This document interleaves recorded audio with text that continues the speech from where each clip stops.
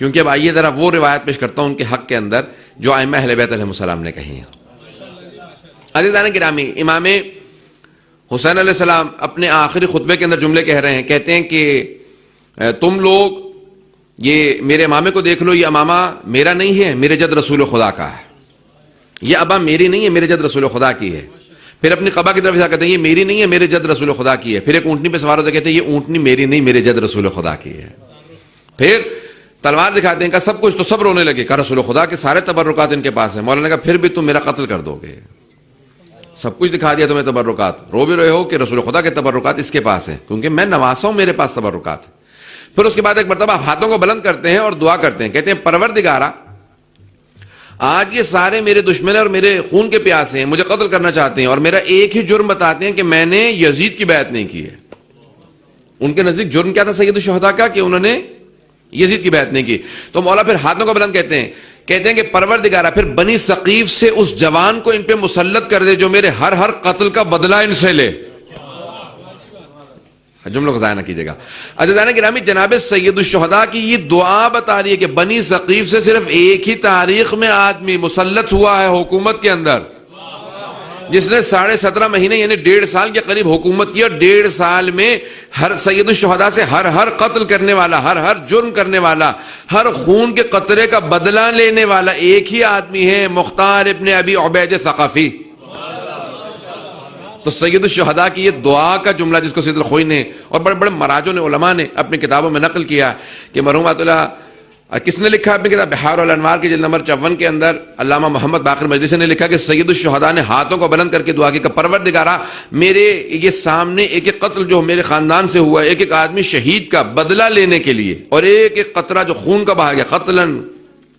اور ہر چیز کا بدلہ، ہر ظلم کا بدلہ لینے کے لیے بنی ثقیف کے اس جوان کو مسلط کر دے، پروردگارا حکومت دے دے، عطا کر دے کہ جو ہمارے سارے بدلے لے۔ عزیزان گرامی، ایک اور دلیل آپ کے لیے ہو گئی۔ عزیزان گرامی، ایک اور دلیل پیش کر دوں آپ کے سامنے۔ عزیزان گرامی، جناب امیر علیہ السلام کا جناب مختار کیونکہ مدینے سے ہجرت کر کے عراق منتقل ہوئے تھے، تو جناب مختار جب بچپنے میں چھوٹے تھے،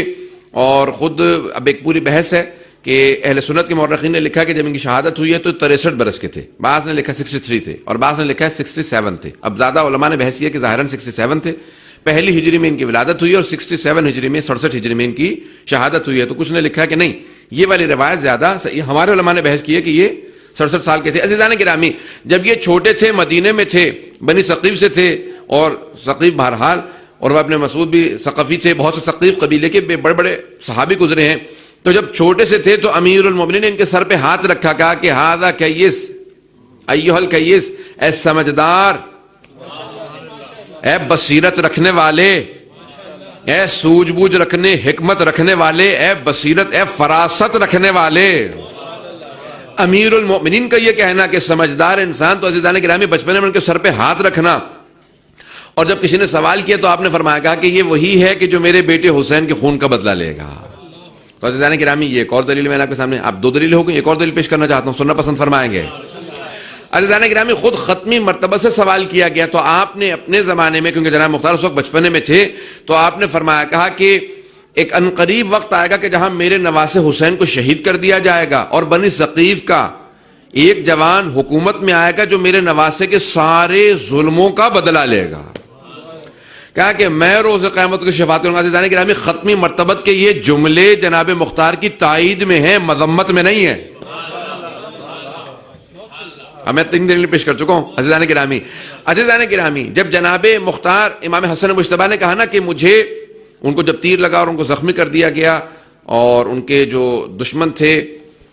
شام والے، انہوں نے ان کو بے انتہا گزن پہنچایا، تو آپ نے فوراً فرمایا کہ مجھے، اور وہ اپنے مسعود بہرحال اس قبیلے سے تھے، مسعود کی طرف، ابو مسعود کی طرف، اور مختلف نام لیے، اور جناب مختار کے چچا کی طرف کہا کہ مجھے ان کے گھر پہ لے جاؤ۔ وہاں جناب مختار موجود تھے، ان کے چچا نے ان کو بلایا، اور اس موقع پہ جناب مختار نے ایک جملہ کہا جس کو کچھ لوگ مذمت میں پیش کرتے ہیں، آیت اللہ خوئی کہتے ہیں نہیں، یہ سب سے بڑی مدح ہے، میں اس لیے اس جملے کو پیش کر رہا ہوں کہ انہوں نے، جناب مختار نے فوراً اپنے چچا سے کہا کہ چچا جان، آپ نہیں جانتے کہ بنو امیہ ان کے خون کے پیاسے ہیں، معاویہ ان کے خون کا پیاسا ہے، تو کیوں نہیں آپ ان کو حوالے کر دیں، جب یہ زخمی حالت میں ہیں، کہ آپ معاویہ کے حوالے کر دیں اور معاویہ سے پیسے لے لیں۔ تو اب سب نے کہا کہ تلواریں کھینچ گئے، کہا کہ مختار اگر ایسی کوئی بات کرو گے تو جناب مختار نے، کیونکہ وہ سارے کے سارے اس وقت ان کے رعایا تھے، فوراً کا چچا سے کہا کہ میں آپ کے عقیدے کو جاننا چاہتا ہوں، ان کے عقیدے کو نہیں جاننا چاہتا۔ تو جناب مختار کا چچا نے کہا کہ میرا ہرگز یہ عقیدہ نہیں ہے کہ میں وہ جو مجھ سے یہ امید رکھتا ہو کہ میں ان کے کام آؤں گا، میں ان کے خلاف کام کروں۔ کہ چچا جان بس میں یہ دیکھنا چاہتا تھا کہ آپ کا عقیدہ حسن مجتبیٰ علیہ السلام سے متعلق کیا ہے۔ تو آیت اللہ خوئی کہتے ہیں کہ انہوں نے اپنے چچا تک پہ اعتماد نہیں کیا کہ آیا انہوں نے مجھے واقعاً بچانے کے لیے بلایا ہے، یا یہ خبر دے چکے ہیں شام والوں کو کہ جناب امام حسن مجتبیٰ ان کے پاس ہیں۔ کہ وہ اپنے سگے چچا تک کے اوپر اعتماد نہیں کرتے تھے امامت کے معاملے میں، کہ ایسا نہ ہو کہ امامت کے معاملے میں یہ خیانت کر جائیں۔ عزیزان گرامی، جو اس حد تک محبت کرتا ہو اس سے متعلق کبھی شک نہیں کرنا چاہیے۔ اور وہاں پہ خود امام حسن مجتبیٰ کا ان کی تائید کے لیے جملہ کہنا، اور ان کے بلائے ہوئے حکیم سے، طبیب سے علاج کروانا، اور کہا کہ ہاں یہ تیر نکال دے۔ عزیزان گرامی، یہ خود امام حسن مجتبیٰ کی تائید ہے جناب مختار کے لیے۔ آئیے 4 دلیلیں ہو گئی، ایک 5ویں دلیل پیش کرتا ہوں۔ میں نے کہا ہے 12 میں پیش کروں گا، کل جو آپ کے سامنے کچھ پیش کر چکا ہوں، 5 یا 6 دلیلیں پیش کر چکا ہوں، 4 دلیلیں آج پیش کی ہیں، ایک اور دلیل سن لیجیے عزیزان گرامی۔ سن رہے ہیں سب لوگوں کی توجہ ہے نا؟ مجھے بس یہ احساس ہو رہا ہوتا ہے کہ تاخیر ہو چکی ہے، اس حساب سے میں پھر جلدی چل رہا ہوتا ہوں، ویسے میری رفتار زیادہ رہتی ہے، مجھے یہ احساس ہے اس بات کا۔ عزیزان گرامی، ایک اور دلیل، یہاں تک کہ حضرت امام زین العابدین علیہ السلام کے صاحبزادے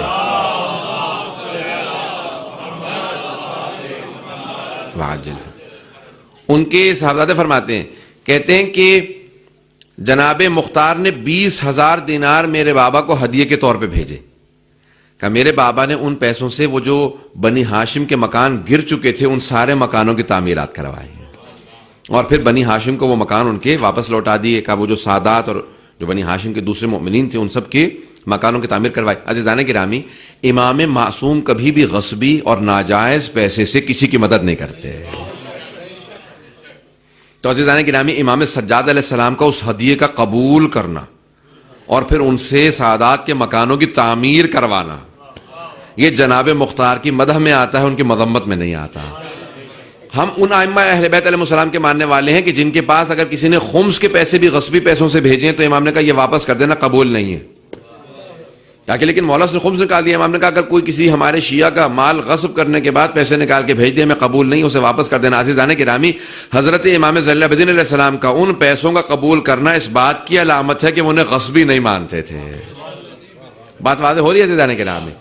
تو جناب مختار کا آئیں ذرا ایک اور میں اب دلیل پیش کر دوں۔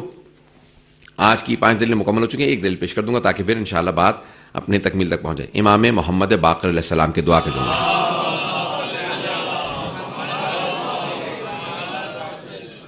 اب جو لوگ تاخیر سے ہیں وہ انشاءاللہ بعد میں اگر ریکارڈنگ دیکھ لیں، کسی طریقے سے دیکھ لیں، یہ دلیلیں ذہن میں رکھیں کیونکہ بہت سے نوجوانوں کے ذہن میں شبہات آ سکتے ہیں۔ عزیزان گرامی، کبھی اپنے محسنوں کو دشمن نہ سمجھیں، دشمنوں کو محسن نہ سمجھیں۔ شیعہ اسے کہا جاتا ہے کہ جو 1400 سال بعد بھی آنے کے بعد آج بھی یہ جانتا ہے کہ علی حق پہ تھے جو ان کے مقابلے میں سے غلط تھے۔ تو عزیزان گرامی، جو ہم 1300 ساڑھے 1300 سال بعد آج ہم جانتے ہیں کہ سید الشہداء حق پہ تھے جو ان کے مقابلے میں سے باطل تھے،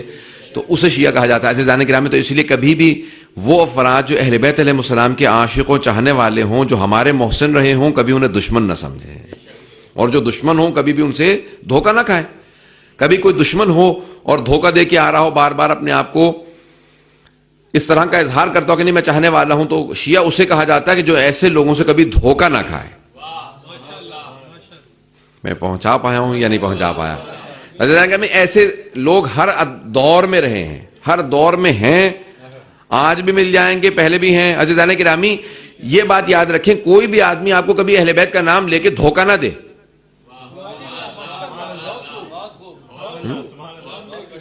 بہت سے پہنچ گئے، بہت سے بھی تعجب میں دیکھ رہے ہیں۔ آئیں میں ذرا تھوڑی سی وضاحت کر دیتا ہوں۔ عزیزان گرامی، کبھی بھی کوئی آپ کو اہل بیت کا نام لے کے دھوکہ نہ دے۔ کئی مرتبہ ایسا ہوتا ہے کہ وہ جانتے ہیں کہ یہ جتنے بھی ماننے والے ہیں نا، یہ سارے کے سارے اس حد تک جذباتی ہیں کہ اگر ان سے جان مانگی جائے تو اہل بیت کے نام پہ دے دیں گے۔ تو اب وہ کبھی یہ نہیں کہتے کہ یزیدی ہوں میرا ساتھ دو، ہمیشہ یہ کہتے ہیں حسینی لشکر چل پڑے ہیں۔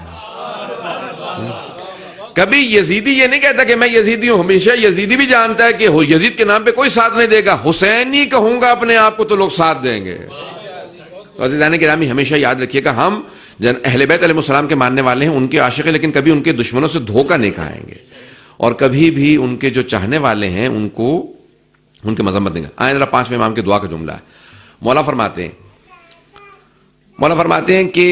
خدا رحمت نازل کرے مختار پہ کہ جب اللہ نے اس کو عطا کیا، جب وہ حکومت میں آیا، 17.5 مہینے حکومت میں رہے، 17.5 مہینے، 1.5 سال پورے نہیں ہوئے، کہ جب وہ حکومت میں آئے تو انہوں نے اپنی دولت کو اہل بیت سے دور نہیں رکھا، بلکہ جو چاہتے تھے قربان کرتے تھے اہل بیت میں، اور ان کے چاہنے والوں پہ قربان کرتے تھے۔ اور پھر ائمہ علیہ السلام نے ان سے متعلق امام نے تفصیل سے کہا کہ یہاں تک کہ کب کہا یہ؟ جب جناب مختار کا بیٹا امام باقر علیہ السلام کی خدمت میں ملنے کے لیے آیا، اور امام نے سر پہ ہاتھ رکھے پیار کیا، اور امام نے کہا کہ تمہارے بابا وہ ہیں کہ جو کئی ہمارے خاندان میں جو مہر ادا کیے گئے ہیں وہ تمہارے بابا نے بھیجے تھے۔ جب بعد کا شادی ہوتی تھی بچوں کی شادیاں ہوتی تھی تو ان کے مہر جو ہیں ادا کیے گئے جناب مختار کے دیے ہوئے پیسوں سے۔ ائمہ علیہ السلام غصبی 1 درہم قبول نہیں کرتے، جب تک پیسہ پاک نہ ہو ائمہ قبول نہیں فرماتے۔ عزیزان گرامی اگر کوئی اپنے بچے کا مہر ادا کر رہا ہو ان پیسوں سے تو امیر رومی یعنی 5ویں امام صاحب کا یہ جملہ بہت بڑا جملہ ہے۔ میں آج جب پڑھ رہا تھا ساری دلیلیں دیکھ رہا تھا، بہت سے بحثیں پڑھی، ہر بحث پیش کرنے والے نہیں، ممبر پہ مختصر سے میں نے آپ کو جتنا خلاصہ کر کے پیش کر سکتا تھا عزیزان گرامی میں نے خلاصہ کر کے بحثوں کو پیش کیا۔ عزیزان گرامی جناب مختار سے متعلق ائمہ علیہ السلام نے بے انتہا ان کی مدح کی۔ اب عزیزان گرامی میں اس مرحلے کے اندر، اور کیونکہ خمسہ صرف 2 مجالس رہ گئیں، کل اور پرسوں میں نے وعدہ کیا تھا کہ آخری 2 مجالس میں ان کی جنگوں کو پیش کروں گا اور ان کے بدلے لینے کو پیش کروں گا، کل اور پرسوں انشاءاللہ۔ آج اس آخری مرحلے کو کہ 12 دلیلیں جو میں نے آپ کے سامنے پیش کی ہیں عزیزان گرامی، یہ ائمہ علیہ السلام نے ان سے متعلق فرمایا ہے کہ مختار ہمارے چاہنے والوں میں تھے۔ عزیزان گرامی اب آئیے ذرا میں اس مرحلے کے اندر داخل ہونا چاہتا ہوں جو جناب مختار سے متعلق میں پیش کرنا چاہتا تھا کہ کون ہے جناب مختار جن کے متعلق ائمہ علیہ السلام نے کیسے کیسے الفاظ استعمال کیے ان کی مدح میں، اور خصوصاً امام زین العابدین علیہ السلام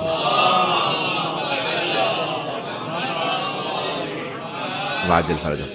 مختصر سے اس کے اندر وقت کے اندر، کیونکہ مجھے جناب معصوم اقوم سے متعلق کچھ مطالب کو پیش کرنا کہ بی بی کی آج روز شہادت ہے، میں نے کل وعدہ بھی کیا تھا۔ عزیزان گرامی جناب مختار وہ ہیں کہ جن کے متعلق جب حضرت محمد حنفیہ خود سے امام علیہ السلام کے پاس آئے گا کہ مولا ان کے خط میرے پاس آئے ہیں اور وہ آپ سے اجازت مانگتے ہیں، تو امام علیہ السلام نے جناب محمد حنفیہ سے کہا کہ مختار سے کہہ دینا کہ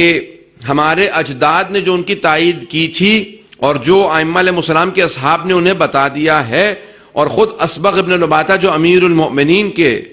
کہہ لیجیے آپ کی سمپل زبان میں کہوں کہ پی اے تھے، پرسنل اسسٹنٹ تھے مولا کے، سیکرٹری تھے، خط لکھتے تھے سارے کے سارے، منشی تھے، پرسنل اسسٹنٹ تھے مولا کے جناب اسبغ ابن لباتہ،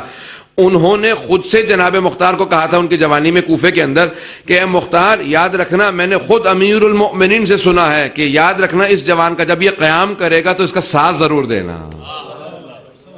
تو مولا نے فرمایا جو ہمارے اجداد مختار سے متعلق کہہ گئے، مختار کو یاد دہانی کرا دینا کہ اللہ سبحانہ و تعالیٰ نے اسے کسی مقصد کے لیے خلق کیا۔ عزیزان گرامی یہ سارے کے سارے مختلف لوگوں کا ان کو مسلسل بتانا،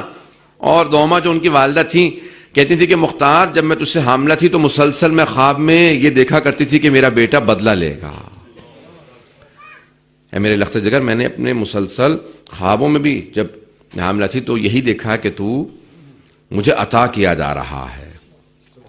آل رسول کی خدمت کے لیے عطا کیا گیا۔ مسلسل وہ ان کو یاد دلاتی رہتی تھی اور اسی لیے اپنی ماں سے بے انتہا محبت کرتے تھے۔ جب اسیری کے اندر بھی گئے، جب مسلسل سخت وقت بھی دیکھے تو تب بھی ماں سے بے انتہا محبت کرتے تھے، ان کو فوراً لکھتے تھے، بات کر ملنے جاتے تھے۔ عزیزان گرامی روایات میں ملتا ہے، تاریخ نے لکھا ہے کہ جناب مختار اپنی والدہ سے مسلسل سوال کرتے تھے کہ آپ نے کیا کچھ دیکھا تھا، یعنی ری انڈورسمنٹ کے لیے انسان اپنے تائید کے لیے بار بار اس کو یاد دلاتا ہے۔ عزیزان گرامی اگر کسی کو یہ معلوم ہو مجھے کسی مقصد کے لیے بھیجا گیا